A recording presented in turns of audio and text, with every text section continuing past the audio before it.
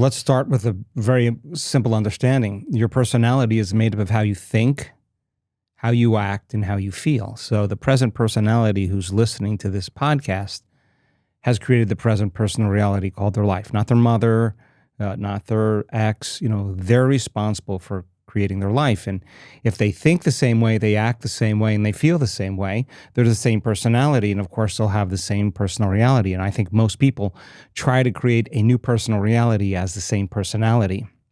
And it doesn't work. We literally have to become someone else. So then, if the majority of our thoughts are the same thoughts based on memories we have of experiences in our life, the moment we start remembering our problems, we're thinking in the past, right? So those memories have a feeling or an emotion associated with them. So the moment you think about your problems and you feel unhappy, not only is your brain in the past, now the body's in the past. So it's that thought and that feeling. It's the image or memory and the emotion. It's the stimulus and response that's immediately conditioning the body to memorize that emotion. Now the body is literally living in the past because it's so objective. It doesn't know the difference between a real life experience that's creating that emotion and the emotion that person is fabricating by thought alone. So to the body, it's in the past experience 24 hours a day. Okay, so now the body physiologically is now in the past. So then the hormones of stress create the emotions of anger and aggression and frustration and impatience and competition and hatefulness and fear, anxiety, worry, insecurity, envy, jealousy, guilt, unworthiness, shame, suffering. Those are all derived from the hormones of stress. Turns out when that response switches on, when we perceive a threat or a danger in our outer world, the response from whatever condition in the outer world gives the body an arousal. And so then if you keep doing that, and you keep giving the body a rush of energy, the body becomes dependent on its external world to feel something.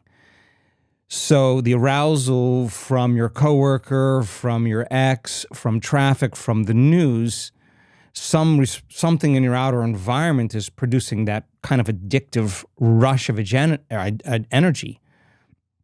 Then people begin to use the problems and conditions in their life to reaffirm their addiction to that emotion. They need the bad job, they need the bad relationship, and they become addicted to the life that they don't even like.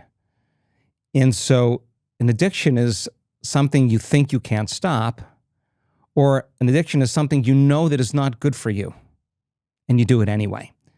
So people are unconscious to the fact that the arousal from the stress hormones is knocking their brain and body out of homeostasis. It's knocking it out of balance the majority of the time.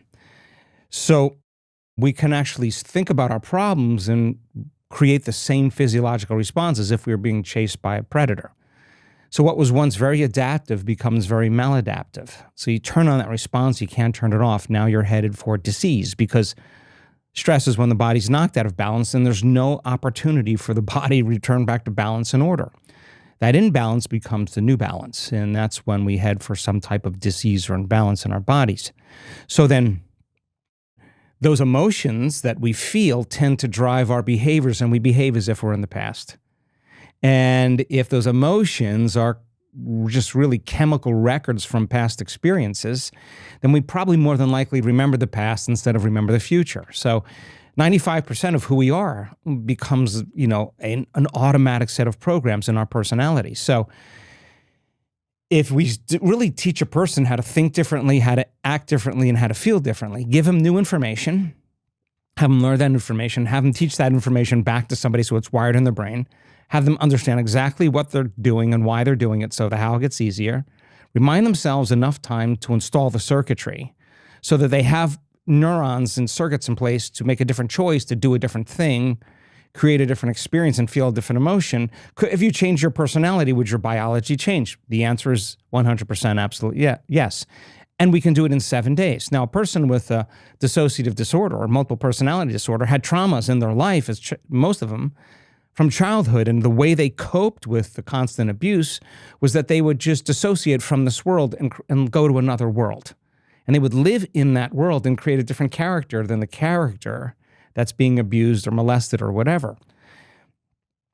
And so each one of those different personalities, just like creating a new personal reality, it takes 7 days. They've been doing that for so long that the myriad of personalities of thinking differently, behaving differently, and feeling differently produces immediate biological changes where the person is allergic to peanuts in one personality and not in the other. So in a sense, that speaks to human potential, because that's exactly what we're doing when we see people heal from chronic health conditions. I ask them, where is the disease? Where did the disease go?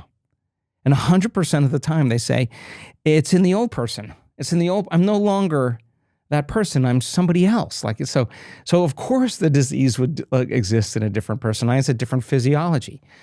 So teaching a person after years of thinking, acting, and feeling the same way, running those programs, teaching a person how to become so conscious of their unconscious thoughts, so aware of the defaulting habits and behaviors, and to notice when they start feeling different emotions, that you got to catch yourself from going unconscious and returning back to that person, for them to unlearn and relearn, to break the habit of being themselves and reinvent a new self.